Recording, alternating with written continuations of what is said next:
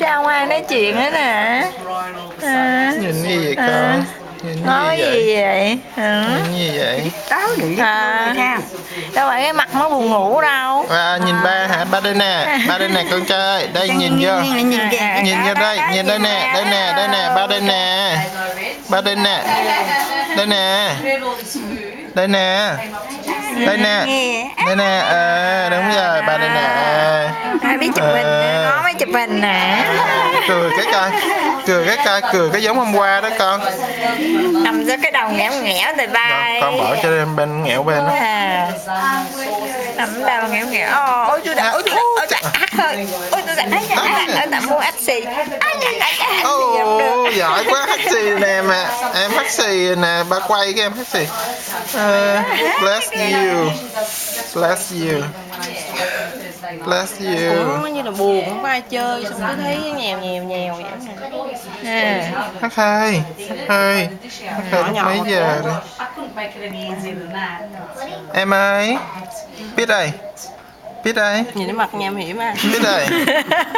Biết ơi. Biết ơi. Biết ơi. Cười mẹ nói con vậy à? Mẹ nói con nham hiểm mà. Cười hả? Đúng rồi đó mẹ. Cười. Biết cười chỉ nhục mẹ. Mẹ nói con nham hiểm à? Cười chỉ nhục mẹ hả? Sáng tắm không có được quay phim rồi chụp hình rồi. Nhìn ba đó hả? Đây nè. Liếc mẹ tê. Nhiều. Là lúc đó trước nó nhiều sẵn rồi. Ơi.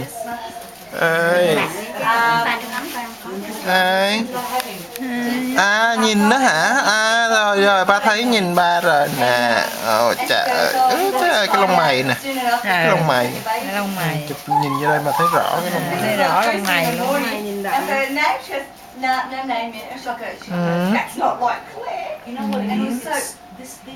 Đó, đâu có khóc, đâu có gì đâu, con ngoan mà ha. Nói gì vậy hả? Nói cái gì? Nói gì? Nói gì? Biết? Nói gì vậy? Hả?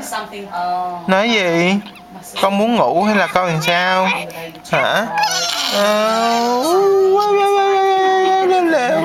Muốn gì? Giờ muốn gì nói đi. Muốn gì đi? Muốn gì? Muốn gì ngậm vú bú hả? Ngậm vú bú hả? Thôi. Nè. Ổng lên.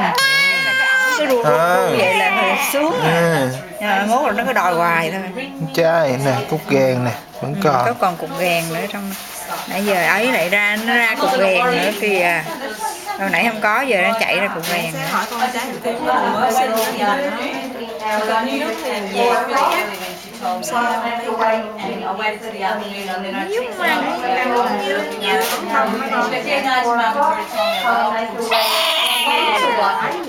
Ôi, sao vậy?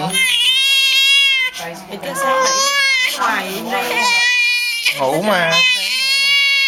Rồi nè.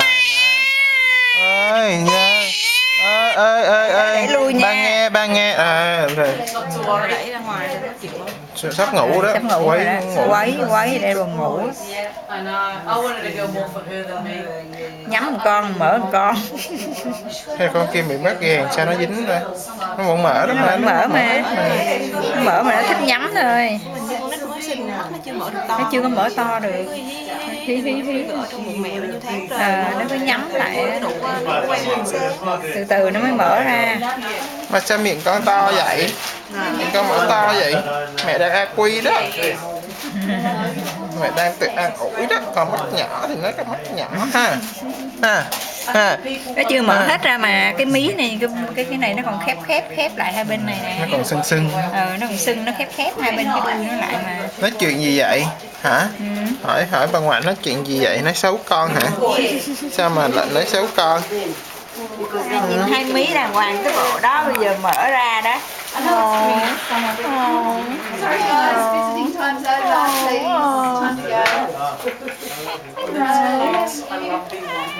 Time to go, visiting time over. Yeah. Okay. Cứ ra ngoài chỗ ghế ngồi cho